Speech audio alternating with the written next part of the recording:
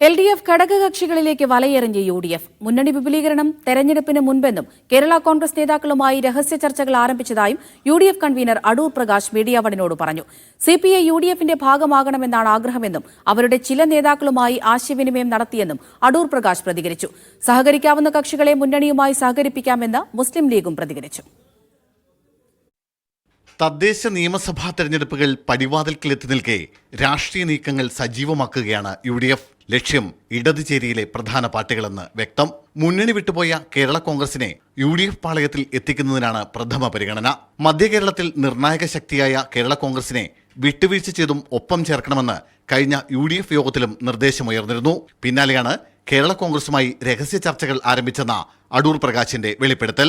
അതൊക്കെ ഞങ്ങൾ രഹസ്യമായിട്ടുള്ള ചർച്ചകൾ, അതിപ്പോൾ എല്ലാം നിങ്ങളോട് ഇപ്പോൾ പറയാൻ പറ്റില്ല. അത് പറഞ്ഞു കഴിഞ്ഞാൽ അതിനകത്ത് പല ബുദ്ധിമുട്ടുകളും വരും എന്നുള്ളതുകൊണ്ട് ഞങ്ങൾ അത്തരം കാര്യങ്ങൾ ഇപ്പോൾ തുറന്നു പറയുന്നു. LDFലെ രണ്ടാമത്തെ കക്ഷിയായ CPIക്കും UDFിലേക്ക് ക്ഷണം. CPIയുടെ ചില നേതാക്കളുമായി ആശയവിനിമയം നടത്തിയെന്നും അടൂർ പ്രകാശ്. അവരും ഇത്തരത്തിൽ ഞങ്ങളോടൊപ്പം അനുകൂലമായി വരണം എന്നുള്ളതാണ് ഞങ്ങളുടെ അഭിപ്രായം. CPIയുടെ മുതിർന്ന നേതാക്കന്മാരുമായി ചർച്ച നടത്തി എന്ന് പറയുന്നില്ല, എന്നാലും ചില ആളുകളുമായി ഞങ്ങൾ ആശയവിനിമയം നടത്തിയിട്ടുണ്ട്. UDF കൺവീനറുടെ നീക്കങ്ങൾക്ക് മുസ്ലിം ലീഗിന്റെയും പിന്തുണ. സഹകരിക്കുന്ന കക്ഷികളെ സഹകരിപ്പിക്കാമെന്ന് ലീഗ് ജനറൽ സെക്രട്ടറി PMA സലാം. കോൺഗ്രസ് ആണ് ഈ മുന്നണിയെ നയിക്കുന്നത്. ഇതിന്റെ ചെയർമാൻ കോൺഗ്രസ് ആണ്, കൺവീനറും കോൺഗ്രസ് ആണ്. ഇപ്പോൾ UDFനെ നയിക്കുന്ന കക്ഷി എന്ന നിലക്ക് കോൺഗ്രസ് ഇത് ചെയ്തിട്ടുണ്ടോ ഇല്ലയോ എന്ന് ഞങ്ങൾ അറിഞ്ഞുകൂടാ. ഏതായിരുന്നാലും UDFന്റെ അടിത്തറ വിപുലമാക്കുന്ന കാര്യത്തിൽ എല്ലാവർക്കും ഉത്തരവാദിത്വമുണ്ട്.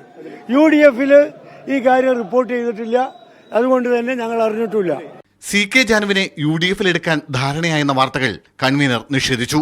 ജാനു ഇതുവരെ അത്തരമൊരു ആവശ്യവുമായി സമീപിച്ചിട്ടില്ലെന്നും സമീപിച്ചാൽ അക്കാര്യം ആലോചിക്കാമെന്നും അടൂർ പ്രകാശ് പറഞ്ഞു.